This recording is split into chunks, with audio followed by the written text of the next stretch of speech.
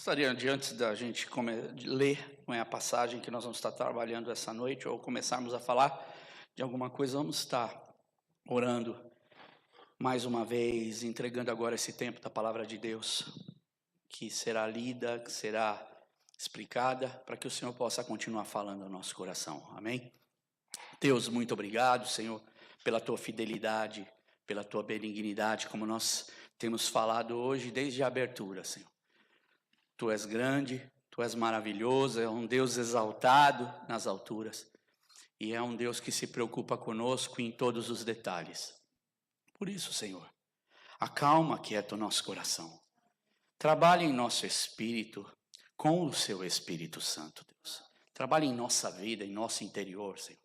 Para que nós possamos cada dia mais nos parecermos com o Senhor, crescermos no conhecimento, na graça, crescermos, Senhor, na intimidade contigo, e sermos, Senhor, instrumentos na sua mão.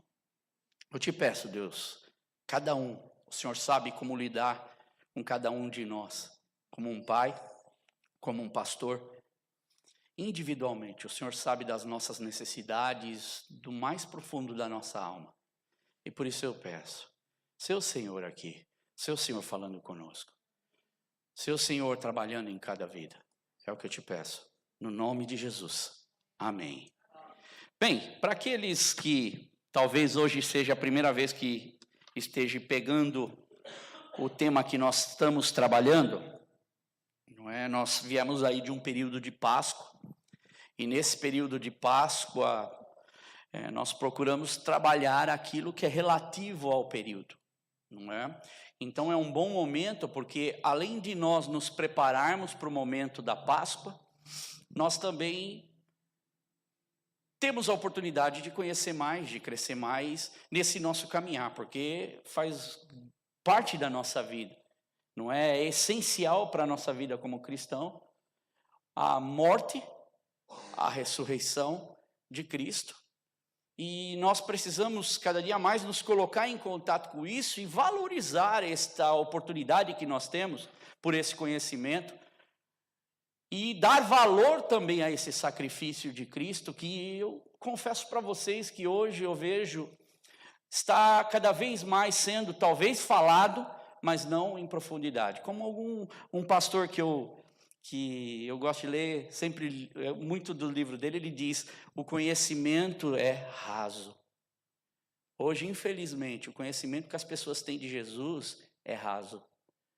Mas, graças a Deus por aqueles que buscam se aprofundar na palavra de Deus. E o tema que nós temos trabalhado, ele está baseado em Isaías 53, que é um texto muito famoso, pessoas até sabem de cor, e eu vou só dar uma pincelada para quem está chegando e está pegando hoje o que nós estamos falando.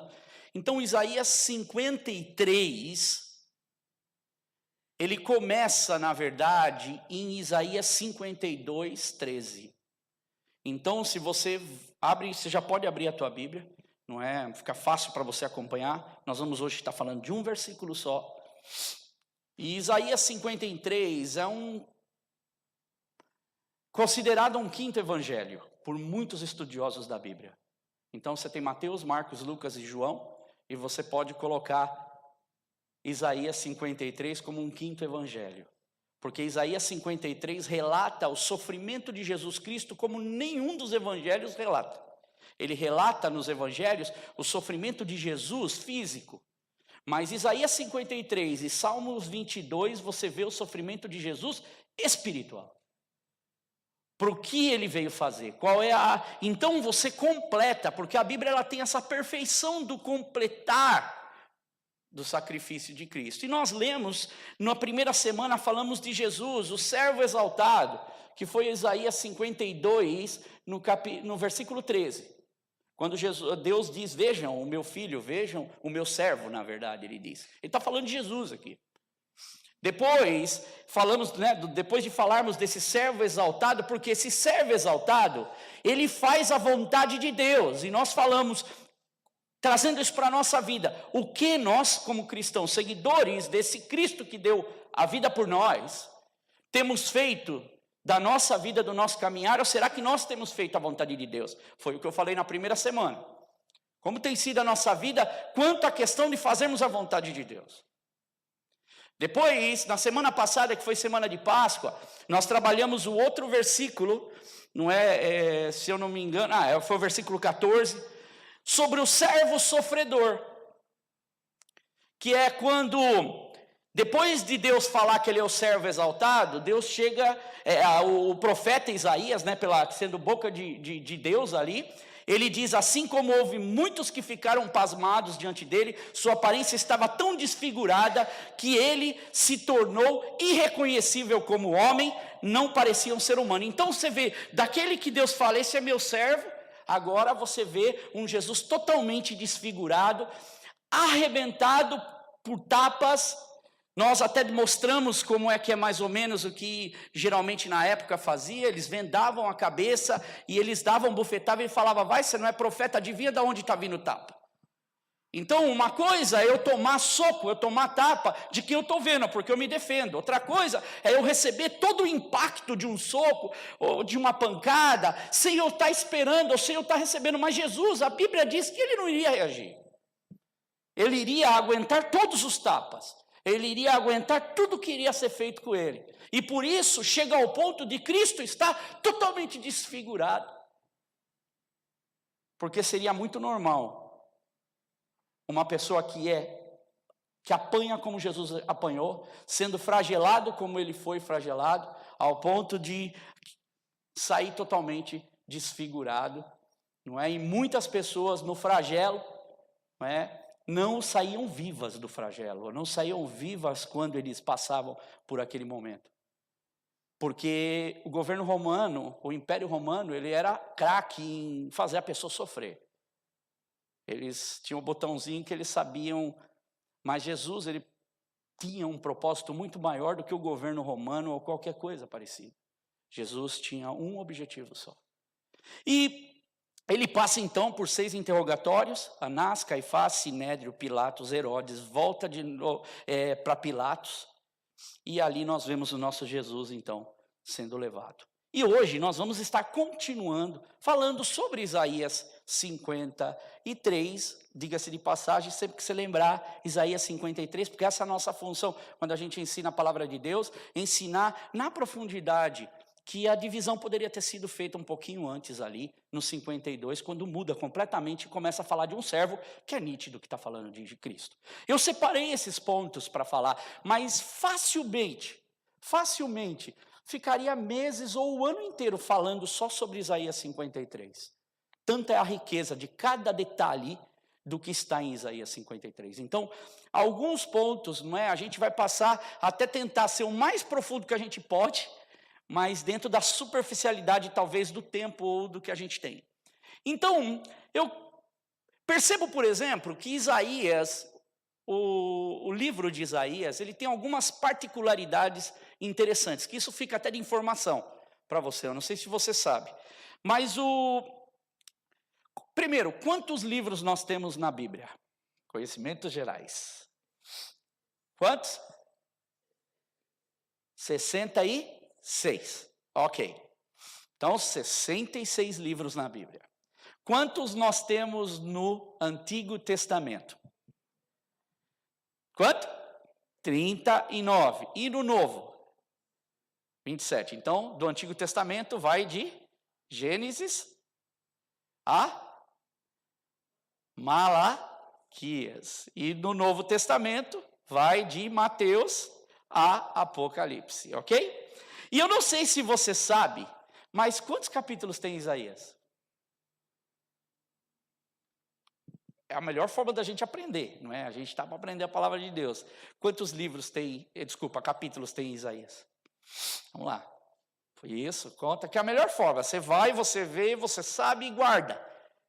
66. Então, eu quero fazer um paralelo aqui. Quando a gente estuda e a gente tenta trazer informações, é legal porque não é só o versículo ali, mas há uma história toda por detrás disso, do profeta sendo trabalhado por Deus, não é? Então, Isaías tem 66 capítulos, como a Bíblia tem 66 livros.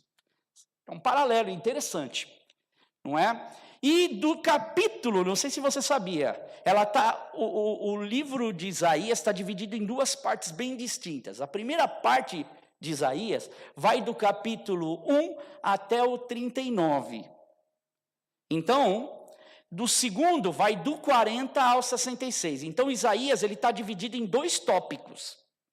A primeira parte da Bíblia trata, se você olhar na sua grande parte, o Antigo Testamento, trata na sua grande parte, ou seja, dos primeiros 39 livros, trata de justiça na sua maior parte e julgamento de Deus apontando para quem? Para Cristo, o Messias. Ok? Antigo Testamento. O Novo Testamento, ele tem a ênfase em boa parte das suas cartas, as cartas de Paulo, nós temos outras cartas ali dos evangelhos, trata da salvação e a graça de Deus. Então a primeira parte de Isaías também trata do juízo, do julgamento de Deus ao reino de Judá e do cativeiro babilônico, que vai acontecer. E a segunda parte de Isaías, que é do 40 ao 66, olha que particularidade interessante. A gente grava, a gente não esquece mais. Primeira parte trata de juízo de Deus, trata do quê? De justiça, Deus colocando a sua justiça, Deus mostrando ao povo. E a segunda parte de Isaías é exatamente igual, trata grande parte dos do 40 ao 66 de salvação e deste servo que viria, que é o Messias. Então fica fácil para a gente começar a perceber o que o livro está querendo dizer, o que o profeta está querendo falar. Isaías, ele trata de dois servos aqui, basicamente. Vão ser outros servos, até o próprio Isaías é colocado. Mas veja que o primeiro servo, a nação de Israel, é o servo que foi infiel.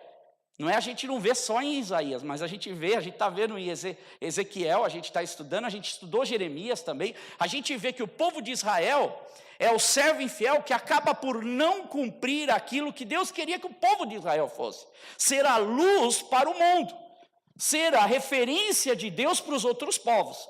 E o segundo servo que Isaías trabalha, que é para frente, é sobre o servo quem? O Messias. Que é o servo que é o oposto do servo Israel, que faz a vontade de Deus para cumprir e irá também finalmente cumprindo a vontade de Deus nesse paralelo, nessa segunda parte então do 40 ao 66, que é sobre a salvação que a gente está falando, quando você apresentar Jesus no Isaías 53, essa segunda parte, ele trabalha então apresentando esse Messias, que vai trazer a redenção não só para Israel, mas vai trazer a redenção também para todo aquele que crê nesse Messias, para os povos gentios. E é interessante quando nós olhamos, então, este paralelo que nós podemos ver em Isaías, para compreendermos o que ele está querendo falar, sendo boca de Deus. E aqui também tem outra particularidade bem interessante, a partir do 40. São tratados, a gente conhece, quando você estuda, por exemplo, Isaías, são tratados 4 cânticos ou 4 poemas em Isaías, a partir do 40. Estes poemas, ou estas canções, não é que mostram, é o cântico do servo, mostram esse servo, esse chamado do servo. Você vai ver isso em Isaías 42, Isaías 49, Isaías 50 e Isaías 53. Então, Isaías 53 faz parte dessas 4 canções ou poemas sobre esse servo que viria. Para trazer o quê? Para fazer o quê? Que liberdade é essa que esse servo veio trazer? O que é que ele iria fazer? E o que ele continua fazendo na nossa vida? Porque não é só explicar sobre o que é para contexto histórico, mas é o que eu posso utilizar desse servo para a minha vida hoje. O que ele representa em mim, o que ele faz por mim e pela minha vida e pela minha família e por nós. Começamos falando o culto sobre bendiga a minha alma quem? Ao Senhor. O Du falou sobre ele, é o pastor que cuida. É algo que ele trabalha de dentro de nós, que mostra para a humanidade algo totalmente diferente. E é isso que Deus exige de nós e que quer de nós, como servos. Então, o primeiro servo, que é os primeiros cânticos, né, ou poemas, que está dividido, fala, por exemplo, vou dar algumas pinceladas rápidas. Por exemplo, o primeiro servo, o servo escolhido, a gente poderia dizer. É Isaías 42:1, que diz: eis o meu servo, a quem sustento, o meu escolhido, a quem tenho prazer. Porém nele o meu espírito, e ele trará justiça às nações. Depois você vai para o cântico 2, o cântico que está em Isaías 49, que é o servo do Senhor. Isaías 49, versículo 5, diz: para ser o servo, para trazer de volta Jacó e reunir Israel a ele mesmo. Vê? E no versículo 6 de Isaías 49, diz assim: também farei de você, falando desse servo, uma luz para os gentios. A palavra de Deus, ela é perfeita, ela se encaixa perfeitamente, para que você leve a minha salvação até os confins da terra. Uau! Terceiro cântico, Isaías 56, eu vou falar o versículo 6. Oferecer minhas costas para aqueles que me batiam. Soa familiar? Meu rosto para aqueles que arrancavam a minha barba. Não escondi a face da zombaria e da cuspida. O servo obediente. Depois, agora esse cântico ou poema número 4, que está em Isaías 53, que vai do 52:13 ao 53:12, que nós estamos trabalhando. E este Isaías 53 é o grande momento da redenção, que mostra o sofrimento físico, a humilhação espiritual de Jesus e a vitória desse servo, para quem ele deu essa vitória, e a quem esse servo honra, e o que nós podemos aprender. Então, nesta quarta canção do servo, que é de Isaías 53, que nós estamos falando, mostra uma grandeza de aprendizado para a nossa vida. John Oswald, que era um missionário da Nova Zelândia, ele diz o seguinte, ele é um estudioso da Bíblia, ele diz o seguinte, século XX, já falecido: o servo não veio para dizer às pessoas o que Deus quer. Antes, ele veio a ser o que Deus realmente queria para nós. Jesus, ele era uma lição viva, ele é uma lição viva.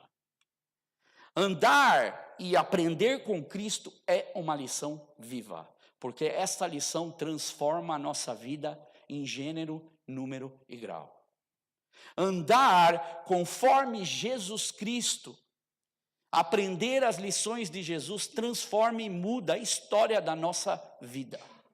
Como nós falamos no começo do culto, a nossa existência, enche de bens a nossa existência. E que bens é esse? Que bens são esses? Então hoje, depois de falarmos do servo exaltado e soberano, depois de falarmos do servo sofredor, hoje eu queria falar sobre o terceiro.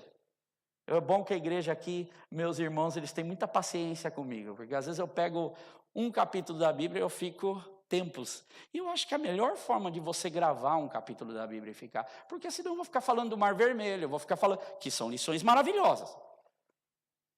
Mas existem tantas coisas lindas dentro da palavra de Deus que eu procuro vivê-las todos os dias da minha vida. Então, vamos ler hoje Isaías 53, apenas o 9. Com toda essa explicação que foi dada antes, fica fácil de entender o 9 agora, senão ninguém entender nada, né? Hoje vamos falar do servo puro e reto, ou seja, sem falta alguma. Isaías 53, 9. Foi-lhe dado um túmulo com os ímpios e com os ricos em sua morte, embora não tivesse cometido qualquer violência, nem houvesse qualquer mentira em sua boca. Vou ler novamente. Foi-lhe dado um túmulo com os ímpios e com os ricos em sua morte, embora não tivesse cometido qualquer violência, nem houvesse qualquer mentira em sua boca. Irmãos, está falando de quem? Jesus. Está falando do quê? Morte de Cristo. Jesus Cristo, apesar de ser justo, puro, sem falta, não ter mentido, é o que o versículo diz, não ter cometido violência, ele demonstra a sua relação para com a sua humanidade, com a sua criação, desde o princípio. Que ele tem um objetivo muito claro, que é o resgate do ímpio, ou o resgate do perdido, ou o resgate do pecador, no qual nós nos encaixamos, no qual nós precisamos ter essa consciência. Porque o que acontece é que quando eu trato de Jesus muitas vezes, eu já me dou por garantido, eu já sou o cara mais santo do mundo, ou a mulher mais usada por Deus. Mas o que Jesus, ele não pensa dessa forma. Jesus, ele dá a sua vida em resgate do pecador. Ele dá a sua vida em resgate de muitos. Porque não são todos que irão aceitar, receber essa mensagem. Leia a Bíblia, você vai ver por várias vezes. Mas o trabalho de Cristo, aquilo que ele fez, tem um preço grandioso para nós. E qual é o valor que eu dou para esse sacrifício? Agora eu imagino Deus olhando do céu e vendo em nós o nosso empenho, o nosso coração, a nossa serventia, o nosso cuidado, o nosso zelo por Deus, pelo Filho dele, que se entrega por nós de uma forma grandiosa. E Jesus, então, ele seria morto numa cruz, de uma morte vergonhosa, e vergonhosa, como o versículo diz, os ímpios aqui que fala, foi-lhe dado um túmulo com os ímpios, porque quando a pessoa ela era levada para a cruz, o criminoso, e esse crime de cruz era um crime hediondo. Quando Jesus ele já é chicoteado, o chicote de Jesus já era para mandar ele para a cruz, para a morte. A sentença, lembra que eu falei semana passada, quando a gente vai, por exemplo, estudar livros históricos, você vai ver que os historiadores dizem que era, se eu não me engano, eu vou ver se eu lembro de cabeça, era flagelatio, fustigatio, flagelatio e verberatio. Eram os 3 tipos de punição que era dada. Jesus, segundo estudiosos, foi-lhe dado a verberatio. Verberatio era aquela que ele apanhava ao ponto de quando eles batiam, eram dois executores de cada lado, que era para bater todo o corpo, todas as costas. E a costa ele ficava preso, de uma forma que ele ia sendo rasgado todo o tempo. E aquilo era como picada de escorpião, que era esse o nome que tinha. Quando aquilo batia, que era com osso, arrancava. E segundo Eusébio de Cesareia, que eu falei semana passada também, Eusébio de Cesareia, que é do século III, ele diz o seguinte, que quando o chicote batia, muitas das vidas que ali estavam para ser presas, que iam ser levadas para a cruz, ou que iam condenadas à morte, os órgãos eram expostos para fora, porque aquilo encaixava e arrancava. Quando nós olhamos Jesus, ele é punido, aqui o versículo diz, o túmulo dele é com quem? Os ímpios. Sabe quando essas pessoas iam para a cruz? Às vezes ela nem era retirada da cruz. Se você vê filmes, por exemplo, da época do Império Romano, elas eram deixadas, as aves pousavam na cabeça, as aves furavam os olhos, a pessoa estava lá às vezes viva, agonizando, porque não ia lá o homem tirar a ave que estava querendo. Então as pessoas ficavam agonizadas. Quando diz o túmulo dos ímpios, é porque ele é junto com o pecador, ele é considerado culpado, ele é considerado um criminoso. E um criminoso, ninguém ia reclamar corpo de criminoso, o criminoso ia para uma tumba qualquer ou ia ser jogado numa vala. Quem quer ter contato com o criminoso? Quem quer ir pedir alguma coisa? Talvez, quem sabe, eu vou pedir do criminoso, acaba sendo eu também. O que você tem a ver? E aí diz o quê? E com os ricos aonde? Em sua morte. Está falando o quê? José de Arimateia. José de Arimateia vai até Pilatos e diz assim, me dá o corpo de Jesus. E Pilatos dá uma carta para ele e ele acaba indo o quê? Enterrar Jesus em um túmulo. José de Arimateia acaba levando Jesus, junto com Nicodemos. Lembra dessa história? Está no Evangelho. E quando nós olhamos para isso, nós vemos que a palavra de Deus se cumpre. Sabe quantos anos isso daqui foi escrito antes de Jesus? 700 anos. Deus já estava mostrando o que iria acontecer. E o profeta já estava anunciando e falando isso. Então, apesar de tudo isso, Jesus, sem falta alguma, sem crime algum, ele é condenado. Ele é levado para ser morto, não é? E o versículo 59, ele diz, embora não tivesse cometido o quê? Qualquer violência, nem houvesse qualquer mentira em sua boca. Ou seja, mesmo sem dever nada, Jesus se torna o sacrifício para nós. Ele leva a culpa em nosso lugar. Ele leva as bordoadas em nosso lugar. Ele é morto em nosso lugar. Por nossos pecados. O próprio Pilatos chega a dizer em Lucas 23, 4, ele diz assim, Pilato olha para os principais do sacerdote, ele diz assim, eu não acho culpa alguma neste homem. Mas era necessário que ele assumisse o nosso lugar. E é interessante, porque quando eu vim para Londres novamente em 2012, já morei aqui antes, estava morando em Portugal, e aí eu vim para cá, eu fui, quem me cedeu, é sempre assim, né? Quem me cedeu o lar para me receber e para mim começar a estruturar a minha vida novamente, foi minha prima Jaqueline.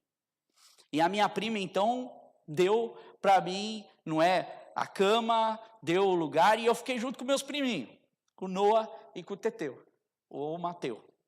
E por várias vezes, o Noah, quando faziam arte, os dois faziam, por várias vezes o Noah, ele chegava e ele falava assim, vocês fizeram arte, eu vendo a Jaqueline falando para eles, vocês fizeram arte. E aí o Noah pegava e fazia isso daqui, ó. Para quem? Para o Mateu. Ele apontava para o Mateu. E aquilo me trouxe na mente assim, sabe? É igual. Sabe quando eu era pequeno, sabe o que eu fazia? Que eu era o mais velho, ou continuo sendo, somos os 4 vivos, graças a Deus. E quando eu era culpado, nossa, meu Deus do céu, eu olhava e apontava para quem? Para o Mel. Só que o Mel não apontava para o Mateus, porque o Mel era quieto. O Mel sempre foi sossegado. O Mel era a tranquilidade.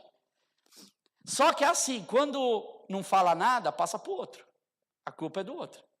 O Mel é o quieto. Quem é que leva a culpa? Terceiro, o Mateus. Aí, no final, sobrou para quem? O Mateus já não ia deixar a culpa para ele. Quem que vai? O Marquinhos. Então, quem tomava era o Marquinhos. Tem um vídeo na internet que é muito legal, um dia se você quiser ver, talvez você já viu, 2 garotinhos que estão sentados no banheiro. Já viu esse vídeo? Os 2 menininhos estão sentados no banheiro com a cara toda pintada, o cabelo está até duro de tinta, até os azulejos do banheiro, e o pai está filmando aquilo e batendo uma conversa com os filhos. É a coisa mais linda. Gente, a coisa mais bonita. E aí ele fala assim, o que vocês fizeram? Não fala nada. E a conversa vai desenrolando, aí ele fala assim, quem foi que fez? O que vocês acham que o irmão mais velho fez? Pô, outro. Na hora eu lembro do Mateu, né? Aí eu de trás assim, tipo tentando falar, não fui eu. E aquela conversa vai desenrolando, o pai chega assim, mas como vocês conseguiram pegar essa tinta? A tinta acho que estava em cima do armário. Aí o da frente chega e fala para ele assim, olha, ele pegou o bloco, pôs um bloco em cima do outro e foi lá, ele fez isso. Tá vendo? Estou jogando o quê? A culpa. E o pai vai conversando, e chega uma hora que o pai não aguenta, ele começa a dar risada, porque, gente, é muito bonito. Mas é bonito quando a gente vê isso aí, criança. É bonito quando a gente vê que ainda há inocência nisso tudo. Mas à medida que a gente cresce, essa inocência vai sendo perdida. À medida que a gente cresce, as nossas faltas e as nossas culpas, elas começam a existir com maior evidência. Jesus Cristo, ele poderia, como Deus, ter falado: eu não tenho culpa nenhuma. Foram eles que fizeram isso. Foram eles que erraram. Foram eles. Ele poderia ter sido o irmão mais velho e disse: não foram vocês. Mas ele faz completamente o oposto. E meus irmãos, que grandiosidade é nós sabermos que o nosso Deus não se poupou por nós. Ele deixa-se despe da sua glória para ser o nosso criminoso, ser o nosso lugar, tomar a nossa falta. E eu gosto sempre de me deleitar na palavra de Deus, e alguns versículos ficam muito claros, porque lembra quando eu falei de Isaías 53, que eles dizem que Isaías 53 é o 5º evangelho? Por quê? Porque quase todas as cartas do Novo Testamento citam Isaías 53. Paulo faz referência disso várias vezes. Em várias partes de Atos dos Apóstolos você vê. O próprio Jesus Cristo cita Isaías 53 falando dele mesmo. E Paulo, ele tem algumas coisas fantásticas, e eu quero ler com vocês. Cristo, em Gálatas, vou ler o que a carta que ele escreveu, você não precisa abrir, talvez anote e você tenha oportunidade em casa para a gente andar mais rápido. Gálatas 3,13, escuta o que diz. Cristo nos redimiu da maldição da lei, quando se tornou maldição em nosso lugar. Pois está escrito: maldito todo aquele que for pendurado no madeiro, fazendo referência a Deuteronômio 21, 22. A revista Almeida Corrigida, uma das traduções que tem da Bíblia, ela diz o seguinte, em 2 Coríntios 5, 21. Aquele que não conheceu o pecado, o fez pecado por nós, para que nele fôssemos feitos justiça de Deus. Nele, em Cristo. Isto, quando eu leio estas referências que o próprio apóstolo usa, falando desse Cristo, falando do nosso Senhor, falando da nossa redenção, isso mostra o quanto a palavra de Deus nos traz esse significado da cruz como um mandamento e como um estilo e um comportamento de vida que eu devo aplicar para mim todos os dias. Em outra carta de Paulo, que é a carta aos Filipenses, que é considerada a carta da alegria, mas quando você lê é de chorar, mas ela se torna a carta da alegria porque alguém consegue extrair a esperança dentro daquela carta de uma maneira tão linda como Paulo faz. Eu tirei aqui uma grande aplicação para a nossa vida em cima desse simples versículo, onde Cristo é entregue por nós, ele não abre sua boca, ele não tem falta nenhuma, mas ele toma o nosso lugar, e o que este lugar representa para mim, e qual é a minha resposta para nosso Cristo, como pessoa, como servo de Deus, como serva de Deus. E essa eu queria que você abrisse comigo. Filipenses 2, nós vamos ler a partir do versículo 3, Filipenses, capítulo 2, e presta atenção na mensagem de Paulo, e se ele não reflete Jesus, se ele não reflete esse sacrifício, e ele também nos mostra qual é e deve ser o nosso comportamento. Filipenses capítulo 2, a partir do versículo 3. Posso ler? Amém? Nada façam por ambição egoísta ou por vaidade, mas humildemente considerem os outros superiores a si mesmo. Primeiro, para aí. A gente vê alguém nisso? Eu vejo Jesus. Eu vejo Jesus. Nada façam por ambição egoísta. Jesus, ele nunca se considerou maior que Deus. Ou por vaidade. Ele nunca fez por vaidade. Mas humildemente considerem-se os outros superiores a si mesmo. Jesus, ele paga um preço por mim. Aí continuando, versículo 4. Cada um cuide não somente do quê? Dos seus interesses, mas também cuide dos interesses dos outros. O que Paulo diz? Sejam meus imitadores, como eu sou imitador de Cristo. Ele está falando daquilo que ele imita. Ele está falando daquilo que ele vive. 5. Seja a atitude de vocês, o quê? A mesma de Jesus Cristo, que embora sendo Deus, não considerou que ser igual a Deus era algo ao que ele devia se apegar. Mas ele esvaziou-se a si mesmo, vindo a ser servo, tornando-se semelhante o quê? A homens. Dá para ver Cristo. Dá para ver o sacrifício de Cristo. Dá para ver o comportamento de Cristo. E sendo encontrado, versículo 8, na forma humana, humilhou-se a si mesmo e foi obediente até a morte. E morte do quê? De cruz.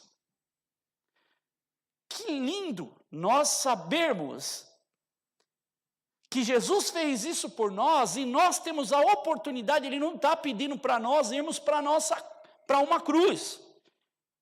E sim, seguirmos, tomarmos esta nossa cruz e seguirmos a nossa jornada. E ainda meditando nisso daqui, eu estava pensando, nos 3 evangelhos tem uma história, que Jesus, ele é abordado por fariseus, e ele é abordado por herodianos, que eram a cúpula judaica. E os fariseus e os herodianos, eles já estavam todos ali para pegar Jesus em alguma falta. Eles estavam já fazendo-nos finalmente um complô para pegar Jesus. E nesse complô, eles indagam Jesus sobre se era certo pagar imposto ou não. E aí eles chegam para Jesus de uma forma assim tão bonitinha. Mestre, o senhor é um homem íntegro. O senhor é um homem fantástico. O senhor é um homem que não tem ligação com a mentira, não é mesmo? Ou não há confusão naquilo que você fala. Ou a integridade está no Senhor.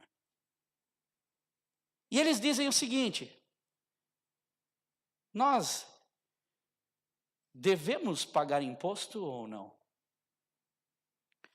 E aí, Jesus, ele, sabendo da intenção daqueles homens, presta atenção. Às vezes a gente vai olhar a mensagem da moedinha, a gente vai usar a mensagem do imposto, mas veja o que tem por detrás disso daqui. E aí, Jesus, sabendo da intenção ruim do coração deles, Jesus fala para eles assim: traz aí uma moeda, traz um denário. E aí esses homens então levam o denário, aí ele fala assim: de quem que é a inscrição? O que está aqui? Quem aparece aqui? De César, não é? Então, ele diz o quê? Dê a César o que é de César e dê o quê? Presta atenção na segunda parte. A Deus o que é de Deus. E aí a Bíblia diz que esses homens, eles ficam sem opção para falar para Jesus. Eles não têm como falar nada para Jesus. A resposta de Jesus acabou com eles. E se retiram. Um dos evangelhos diz que eles acabam se retirando. Outro diz que eles ficaram calados. Outros diz que eles ficaram surpresos e que não conseguiram ter resposta para Jesus. E eu fiquei imaginando o seguinte: se estes homens, eles tivessem voltado para fazer, eles pensaram no denário, eles pensaram no imposto para César. Mas para prestar atenção, qual é a segunda questão? Dê a quê? A Deus. E aí ele fala: eu queria que eles tivessem voltado e fizessem essa outra pergunta para Deus, para Jesus. Tá bom, mestre, então se eu tenho que dar a César o que é de César, se eles tivessem voltado e falar assim: então e a Deus dar o que é de Deus? Eu fico imaginando o que Jesus poderia ter respondido. Eu acho que Jesus falaria assim: o que tem dentro do teu coração? A moedinha tem a marca de quê? César. Então dê a César o que é de César. Você tem a marca de Deus? Dentro do teu coração, a marca é de Cristo? Dentro do teu coração, a marca é de Deus? Se é, você está dando a Deus o que é de Deus. Entende?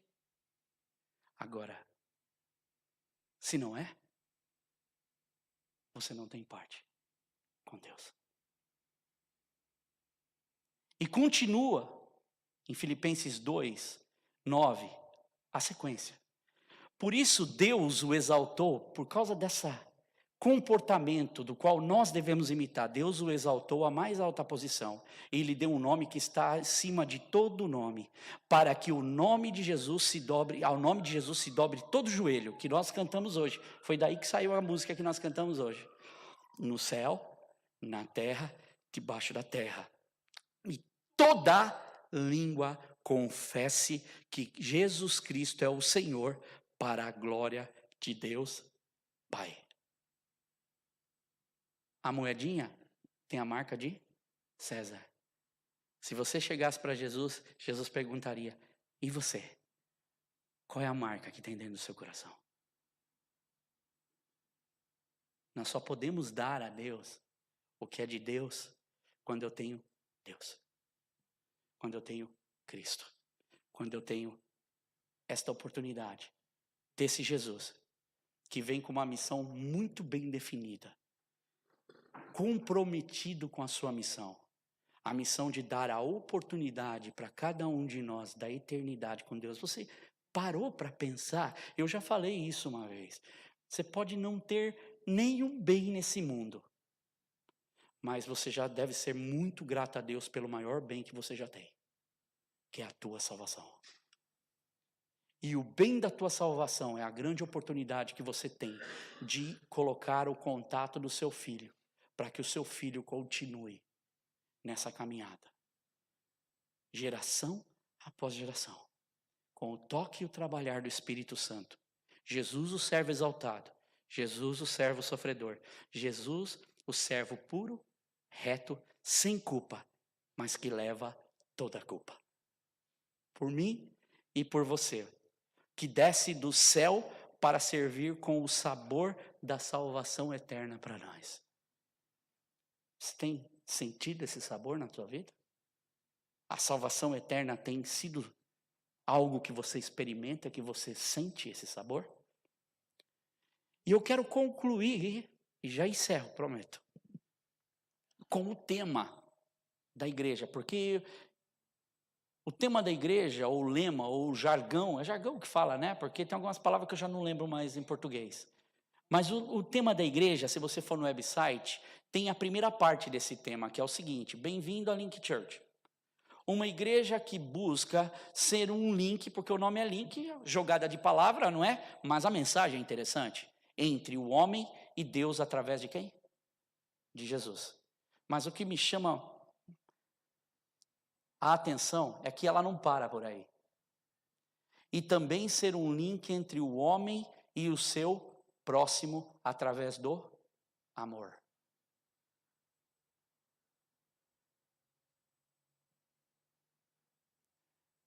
Filipenses 2, versículo 5. Seja a atitude de vocês a mesma de Cristo Jesus. Talvez nós, como igreja, tendo esse nome, ou tendo essa ser um link entre homem e Deus através de Jesus, ou um link entre o homem e seu próximo através do amor, talvez ainda a gente não alcançou isso plenamente. E talvez isso vai durar anos para a gente alcançar isso plenamente. Mas isso nunca pode ser desculpa para nós, que nós não vivemos o versículo 5 de Filipenses 2. Seja a atitude de vocês, incluindo eu, a mesma de Cristo Jesus. Porque a igreja, ela é composta por pessoas. quando essa igreja ela está vazia durante a semana, não tem ar-condicionado ou esse, como não sei, aquecedor funcionando, porque não tem ninguém que precisa ser aquecido aqui. Deixa assim. E se você entrar dia de semana na época do frio aqui, mal você consegue ficar aqui dentro, porque vira uma geladeira. Se nós somos importantes e precisa ligar o aquecedor para que a gente se sinta confortável, nós somos os imitadores de Cristo, que devemos viver essa mensagem de Cristo. Um Cristo que se entregou sem levar culpa alguma. Valorize Jesus. Ah, Senhor, eu preciso disso. Senhor, eu preciso daquilo. Ah, Senhor, me abençoa nisso. Senhor. Irmãos, para. Valorize Jesus. Você quer viver a experiência de Jesus? Valorize o sacrifício. Você não precisa pedir. Porque Ele já sabe o que você precisa. Quando você vive Jesus, você começa a até peneirar o que você ora e peneirar o que você fala para Cristo.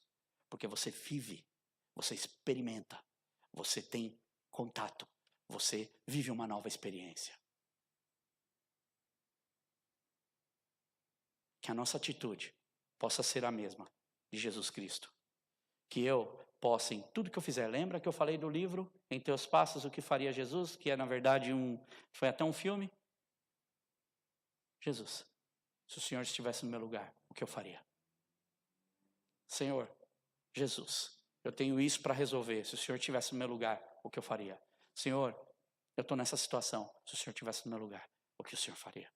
Coloque Jesus como centro da sua vida, para que Ele possa trabalhar. Eu peço a você que você se coloque de pé. E eu quero fazer essa oração com você. E eu acredito que seria até bom. Abraça quem está do teu lado. Se a mãe está com o filho, se o pai ou o marido. Abraça. E faça essa oração por você e por quem está do teu lado. Por essa igreja e por esse corpo que Jesus tanto ama e que Ele tanto se entrega. Por essa igreja que Jesus tanto ama e diz que essa é a noiva dele. Senhor, eu quero colocar, Senhor, a minha vida, a vida dessa igreja, a vida dos meus irmãos nas tuas mãos, Deus. Desde o mais pequenino que estão lá na salinha de aula, aprendendo sobre a tua palavra, tendo contato, vivendo essa comunhão entre eles de Cristo. Entre nós que aqui estamos, Senhor, aprendendo da tua palavra e da importância daquilo que é eterno e daquilo que não se perde com o nosso dia a dia. Senhor, aquilo que a gente conquista aqui, nós perdemos. Mas aquilo que nós conquistamos com o Senhor, nós não perdemos.